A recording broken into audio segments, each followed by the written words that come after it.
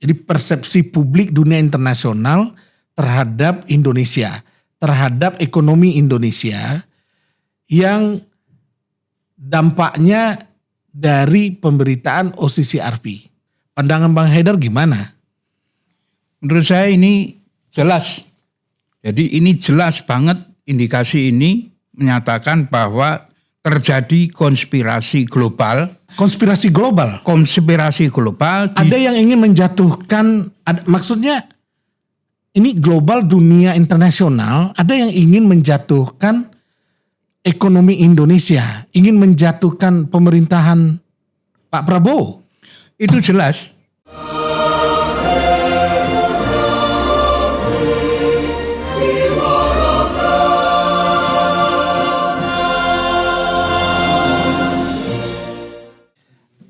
Apa kabar masyarakat Indonesia? Kita jumpa lagi di dalam forum diskusi AITV, Bicara Indonesia Apa Adanya. Pada kesempatan kali ini kita kedatangan tamu istimewa yang lagi booming-booming di media sosial dan di media televisi, yaitu Abang atau Bapak Haidar Alwi. Beliau adalah tokoh yang tidak asing. Pada pertemuan sebelumnya beliau juga hadir di AI Indonesia, di AI TV, bicara waktu itu tentang SDM, sumber daya mineral Indonesia yang viral di media sosial. Dan kali ini Bang Haidar Alwi juga bikin sebuah kejutan di mana lembaga internasional, lembaga survei internasional itu dibuat tidak berdaya oleh Bang Haidar Alwi. Selamat sore Bang Haidar. Selamat sore Bang Adimas Rahmat. Nah, Bang, lagi booming ini di media sosial. Itu gimana cerita awalnya itu Bang Haidar? Jadi OCCRP ini lucu. Saya bilang ini. Lucunya kenapa?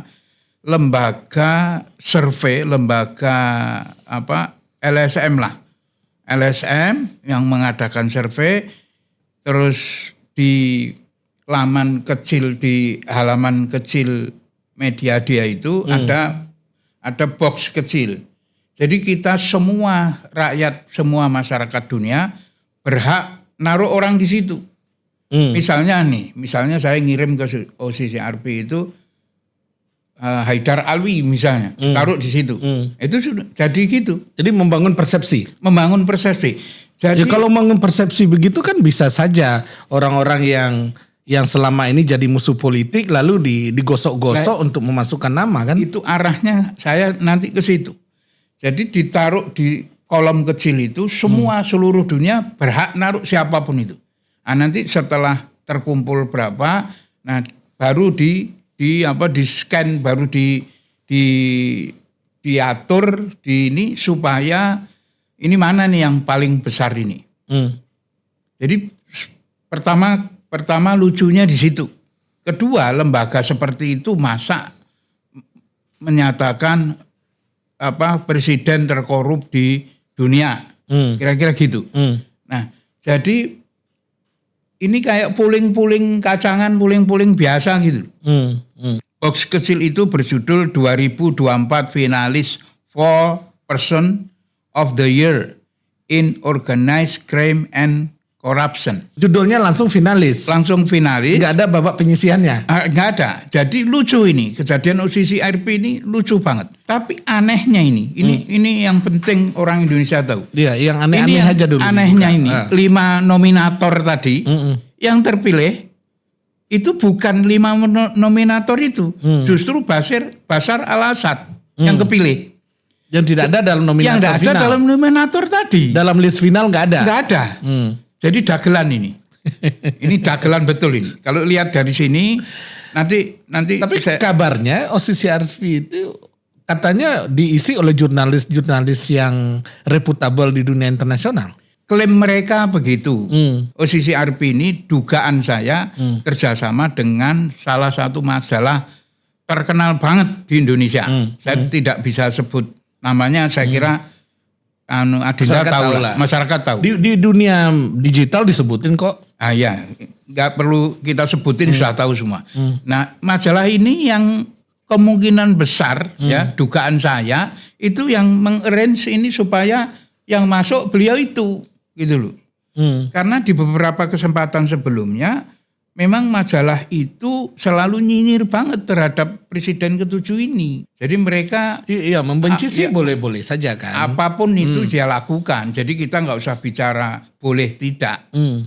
Jadi apa yang dilakukan oleh majalah tertentu tadi ya boleh-boleh aja menurut mereka. Kan banyak di case-case tertentu mengadakan fitnah dan lain sebagainya yang sempat dituntut juga banyak. Saya membaca ini Bang Haidar, teori persepsi. Teori persepsi dan teorinya Gestalt ya. Ya. Itu disebutkan bahwa persepsi itu dibangun oleh 4 prinsip. Prinsip yang pertama itu karena kedekatan seseorang. Maka dia bangun persepsi. Lalu karena kesamaan. Kemudian karena kedekatan, lalu karena keberlanjutan. Jadi kelompok orang yang tidak suka begitu berkumpul begitu ya, dia bisa membangun sebuah persepsi. Dan persepsi itu belum tentu benar, pokoknya persepsi. Gitu. Dalam teori persepsi begitu. Jadi kalau surveinya, kalau pemberitaan didasarkan kepada persepsi, gitu kan? Jadi kalau misalnya pemilu kita dari 100%, Pak Jokowi misalnya menangnya 68%. Berarti kan ada sisa 32%. 32% itu bisa membangun persepsi negatif terhadap tokoh yang tidak dia pilih. Gitu. Tetapi kemudian persepsi yang negatif itu tidak bisa serta-merta diberitakan oleh media internasional ataupun oleh media lokal, kan ada aturan-aturan yang mengikat, gitu kan. Nah, terkait dengan persepsi yang oke lah kata OCCRP ini adalah katanya publik gitu. Gimana menurut Bang Haidar? Ternyata masih ada yang heran saya ini. Orang-orang yang mengaku bangsa Indonesia ya berusaha untuk menjelek-jelekkan presidennya sendiri, presiden ke-7 di laman internasional. Ini data kami melihat bahwa pemberitaan OCCRV tentang Indonesia 6 bulan terakhir itu menyebabkan kepercayaan investor, kepercayaan pasar kepada ekonomi Indonesia itu turun. Ini datanya. Kalau kita lihat. Nah, turunnya ini data valid. Data yang kita nilai dari algoritma komputer. Jadi persepsi publik dunia internasional terhadap Indonesia, terhadap ekonomi Indonesia yang dampaknya dari pemberitaan OCCRP. Itu ya. Dari bulan Juli tahun 2024 sampai Desember 2024. Puncaknya adalah Desember 2024 ini yang menyebut nama Pak Jokowi. Itu. Pandangan Bang Haidar gimana? Menurut saya ini jelas. Jadi ini jelas banget indikasi ini menyatakan bahwa terjadi konspirasi global dan didukung oleh para penyinyir-penyinyir Jokowi dan keluarganya di Indonesia ini yang bertujuan satu untuk menjatuhkan ekonomi Indonesia. Konspirasi global. Konspirasi global. Ada yang ingin menjatuhkan, maksudnya ini global dunia internasional, ada yang ingin menjatuhkan ekonomi Indonesia, ingin menjatuhkan pemerintahan Pak Prabowo. Itu jelas, udah clear itu, bahwa pemberitaan OCCRP terakhir ini ditambah indikasi yang jelas dari penurunan nilai tukar rupiah ya Desember terakhir itu 16.000 sekian itu 16.300 menunjukkan bahwa ini clear konspirasi global George Soros itu yang didukung di belakang di belakangnya salah satunya didukung oleh para penyinyir di Indonesia, para penyinyir Jokowi dan keluarganya yang sengaja ingin memisahkan antara Prabowo dengan Jokowi. Maksudnya ada juga dari Indonesia ini berkolaborasi dengan asing untuk menjatuhkan ekonomi Indonesia. Ya kalau enggak bisa. Harus konspirasi itu luar dengan dalam, dibantu orang dalam. Orang dalamnya siapa ya? Ada pengkhianat-pengkhianat di dalam. Oh jelas, banyak. Dan siapa orangnya kita pasti tahu. Rakyat Indonesia pasti tahu. Dan ini Tegas harus sekali di-stop. jatuhin ekonomi Indonesia. Ya, tujuannya itu. Supaya yang dibicarakan oleh Prabowo 8% itu tidak kesampaian. Itu aja tujuannya. Ada pengaruh, ada efek juga misalnya dari pidato Pak Prabowo ketika ke luar negeri berapi-api. Itu Ada ketakutan dunia internasional? kan awalnya dari situ. Awalnya itu ketakutan pidato Prabowo yang berapi-api itu. Jadi mereka cari jalan sehingga terjadi konspirasi, berpikir ini satu-satunya cara untuk menjatuhkan ekonomi Indonesia itu dengan jalan konspirasi global tadi, dengan membangun narasi persepsi negatif tentang ekonomi Indonesia. Dan kerjasama dengan orang dalam, para penyinyir tadi, sehingga itu bisa kecapaian. Clear. Jadi Pak Jokowi hanya pintu masuk. Oh ya, clear itu. Pak Jokowi ini hanya entry point aja, bahwa Ya karena nggak ada kejadian, juga, nggak ada yang juga lain. Manfaatnya. Ya, nggak ada yang cara lain, nggak ada. Tapi publik menjadi ragu tentang Indonesia. Publik Ya. internasional. Itu kan kelihatan tuh dari hasil yang kita lihat itu kan ada investor yang lari. Iya, penurunannya hampir jelas. 25%. Jelas. Dari Juli sampai Desember itu hampir 25%. Ya. Penurunannya besar sekali. Jadi kepercayaan dunia internasional terhadap ekonomi Indonesia.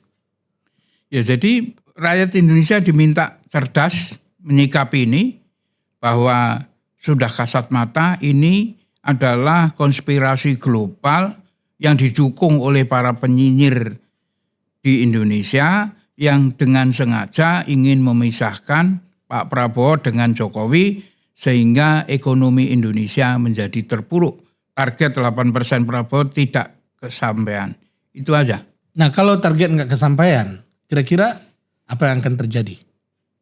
Yang terjadi pertama, ini kan masyarakat Indonesia ini sedang melihat bahwa kepemimpinan Prabowo ini bisa diandalkan atau tidak. Dengan target 8% ini kan besar banget, 8% ini. Bukan main-main itu. Nah, jadi berusaha para penyinyir ini, para pengkhianat bangsa ini berusaha untuk supaya target 8% itu tidak tercapai dan malah kalau bisa minus. Ya kalau minus artinya kepemimpinan Pak Prabowo nggak sampai 5 tahun? Ada kemungkinan? Ya, itu kan maunya mereka. Kalau lihat dari konspirasi yang terjadi ini, ya saya bisa bilang ya. Ada upaya menjatuhkan? Ada upaya untuk menjatuhkan itu ya. Clear. Kalau begitu kita harus hati-hati dong. Ya. Sebagai bangsa Indonesia. Ke depan kita harus kompak, dukung Prabowo untuk membangun negara ini dengan baik, dan para penyinyir-penyinyir itu sudahlah, udah pinggirin aja lah. Masyarakat sudah dewasa sekarang, ya kita ingatkan sekalian para penyinyir-penyinyir itu untuk berhenti. Kasihan rakyat. Ini Prabowo akan membangun negara ini dengan tidak punya beban. Akan membangun dengan baik, jangan diriwui, jangan dikacaukan dengan kejadian-kejadian yang kecil-kecil, menurut saya kecil-kecil ini, tapi sama mereka dibuat seolah-olah menjadi besar. Pemirsa, kalau memang ini adalah konspirasi dunia internasional untuk menjatuhkan pemerintahan Pak Prabowo, membuat pertumbuhan ekonomi yang dicanangkan 8% tidak bisa tercapai, lalu kemudian investasi di Indonesia menjadi merosot, kita harus betul-betul waspada bahwa sesungguhnya yang dihajar bukan Pak Jokowinya pribadi, tapi yang dihajar, yang ditarget sebetulnya adalah kemandirian bangsa kita. Kita jumpa lagi di lain.